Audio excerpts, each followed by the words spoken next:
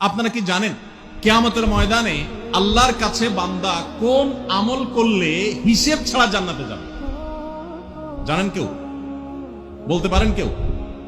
ভাই, আল্লাহর কাছে হিসেব দিয়ে জান্নাতে যাওয়া কি সহজ কাম না কঠিন কাজ?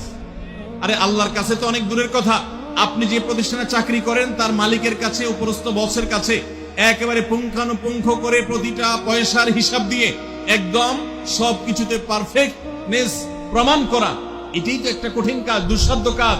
সেখানে সারা জীবনের হিসাব আল্লাহর কাছে দিয়ে পাই পাই করে তারপর আপনি জান্নাতে যাবেন, বিষয়টা এত সহজ না। তাহলে হিসেব ছাড়া আল্লাহ তাআলা এমনিতে বলবেন হিসাব টিসাব নাই, তোমাকে এমনি জান্নাতে দিলাম, এটা চান আপনারা? দেখুন কোরআনে কারীম আল্লাহ তাআলা বলছেন, ইন্নামা ইউওয়াফাস সাবিরুনা আজরাহুম বিগাইরি হিসাব।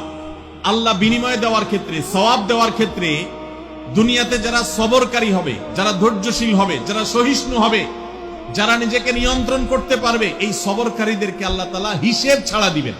ঠিক একইভাবে দাম্পত্য জীবনে সুখী হতে হলে সবর এবং শকর, এই দুইটা মূল মন্ত্রের কোনো বিকল্প পথ খোলা নেই। সেটা স্বামীর জন্য প্রযোজ্য, স্ত্রীর জন্য প্রযোজ্য।